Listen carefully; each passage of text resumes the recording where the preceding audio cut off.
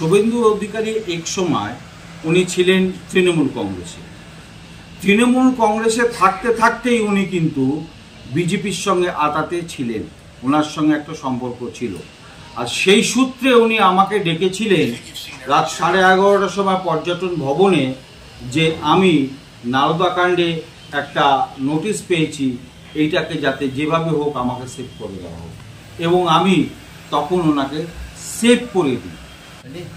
নমস্কার, আপনারা দেখছেন কলকাতা সংবাদ, সঙ্গে আমি রিঙ্কু মোল্লা। আমার সঙ্গে এই মুহূর্তে যিনি উপস্থিত আছেন অমরনাথ প্রসাদ, তিনি হচ্ছেন তৃণমূল কংগ্রেসের এসটি ওবিসি সেলের রাজ্যের সাধারণ সম্পাদক এবং বিভিন্ন সমাজ মাধ্যমে ঘুরছে যে শুভেন্দু অধিকারীকে আপনি বাঁচিয়েছেন। কেন বাঁচিয়েছেন, কি জন্য বাঁচিয়েছেন? দেখুন, শুভেন্দু অধিকারী এক সময় উনি ছিলেন তৃণমূল কংগ্রেসে। তৃণমূল কংগ্রেসে থাকতে থাকতেই উনি কিন্তু বিজেপির সঙ্গে আতাতে ছিলেন, ওনার সঙ্গে একটা সম্পর্ক ছিল। আর সেই সূত্রে উনি আমাকে ডেকেছিলেন রাত 11:30টার সময় পর্যটন ভবনে, যে আমি নারদাকাণ্ডে একটা নোটিশ পেয়েছি, এইটাকে যাতে যেভাবে হোক আমাকে সেভ করে দেওয়া হোক, এবং আমি তখন ওনাকে সেভ করে দিই।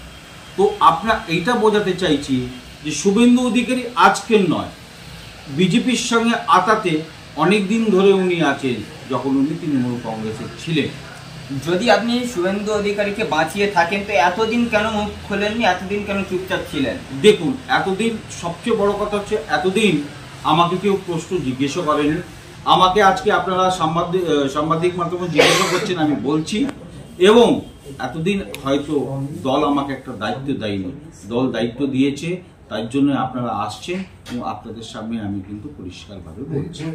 আমরা বিভিন্ন সময় দেখে থেকেছি শুভেন্দু অধিকারী এবং আপনার শান্তনু ঠাকুর, তারা কিন্তু একটা বিজেপি এবং তৃণমূল কংগ্রেসকে একটা সাম্প্রদায়িক একটা দাঙ্গা লাগানোর চেষ্টা করছে। সেখানে এনআরসি নিয়ে বারবার প্রশ্ন তুলছে, অনুপ্রবেশকারীদের নিয়ে। কি বলবেন? দেখুন, এনআরসি যে প্রবলেমটা রয়েছে, সে এনআরসিটা যেটা রয়েছে সেটা কিন্তু সম্পূর্ণ সেন্ট্রাল গভর্নমেন্টের, বিএসএফ থেকে নিয়ে সমস্ত যা আছে সবই কিন্তু সেন্ট্রাল গভর্নমেন্টের।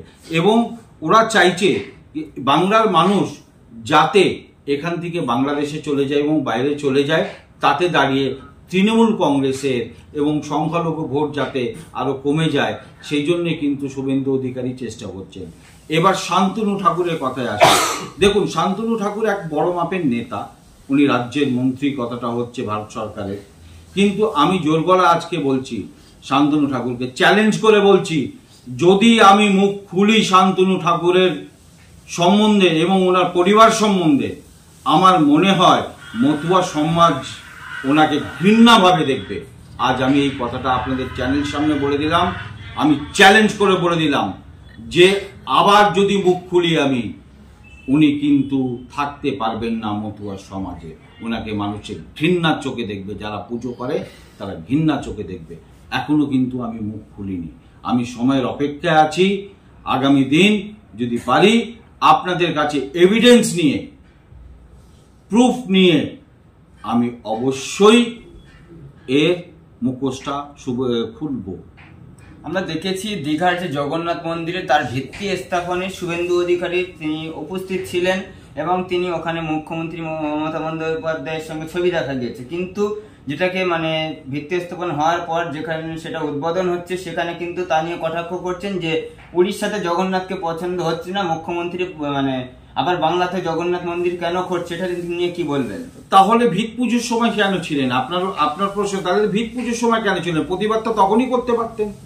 তা নয়, বাংলার জগতে জগন্নাথ ধাম হয়েছে, এটা একটা বাংলার মানুষের কাছে গর্বের কথা। এবং সেদিনই উনি বলেছেন যে কাঁথিতে, দীঘায় না যা মানুষ হবে কাঁথিতে তাই করব। ওনার কাজই হচ্ছে বিরোধিতা করা, যেহেতু বিরোধী দলের নেতা রয়েছেন। কিন্তু বিরোধী দলের নেতা থাকলেও ওনার বিরোধিতাতে বাংলার মানুষ কিন্তু মেনে নিতে পারছে না। এই জন্য সবাই মিলে, আপনি জগন্নাথ ধাম দেখেছেন যেদিন রথযাত্রা হয়েছে, কাতারে কাতারে মানুষ দেখার জন্য যে কোন জগন্নাথ ধাম আমাদের কাছে হয়েছে। দীঘার জগন্নাথ মন্দির থেকে মুখ্যমন্ত্রী মমতা বন্দ্যোপাধ্যায় ঘোষণা করেছিলেন যে আমি আমার আধিকারিকদের বলবো যে বাংলার প্রতিটি বাড়িতে বাড়িতে জগন্নাথ দেবের প্রসাদ পৌঁছে দিতে। সেই জগন্নাথ দেবের প্রসাদ কারা বানাচ্ছেন, কোথা দিয়ে বানাচ্ছেন, কে বানাচ্ছে, তা নিয়ে কিন্তু মানে দেখা গেছে একজন মুসলিম সম্প্রদায়ের মানুষ তারা কিন্তু প্রসাদটা বানাচ্ছিলেন, তা নিয়ে শুভেন্দু অধিকারী কটাক্ষ করেছেন, কি বলবেন? দেখুন, মুসলিম কি মানুষ নয়? আর যদি শুভেন্দু অধিকারীর যদি বিছানায় পড়ে যান, রক্ত লাগে, তখন কি দেখবেন যে এটা মুসলিমের রক্ত না কার রক্ত? মানুষের রক্ত বাঁচানোর জন্য। সুতরাং আমরা অন্তত তৃণমূল কংগ্রেস এটা দেখে না যে কে মুসলিম কে হিন্দু, কিন্তু দেখা যায় না। আমাদের গর্বিত যে মাননীয় মুখ্যমন্ত্রীর দ্বারা আমরা প্রত্যেকটা বাড়িতে প্রসাদ পৌঁছাতে পেরেছি, এটা কিন্তু আমাদের গর্বিত। ঠিক তখনই কিন্তু শুভেন্দু অধিকারী বলেছেন যে हम लोग दीघा से नहीं, हम लोग पुरी से 2000 ले आके हम लोग वितरण करेंगे। अरे ये तो चैलेंज की बात नहीं, ये तो पूजा की बात है, ये तो प्रसाद खाने की बात है। यहां आप चैलेंज क्यों कर रहे हैं? ये आपको गर्व की बात है कि दीघा की जगह पे एक जगन्नाथ धाम हुआ है। ये तो आपको भी उत्साहित करना चाहिए कि गवर्नमेंट ने एक अच्छा काम किया है।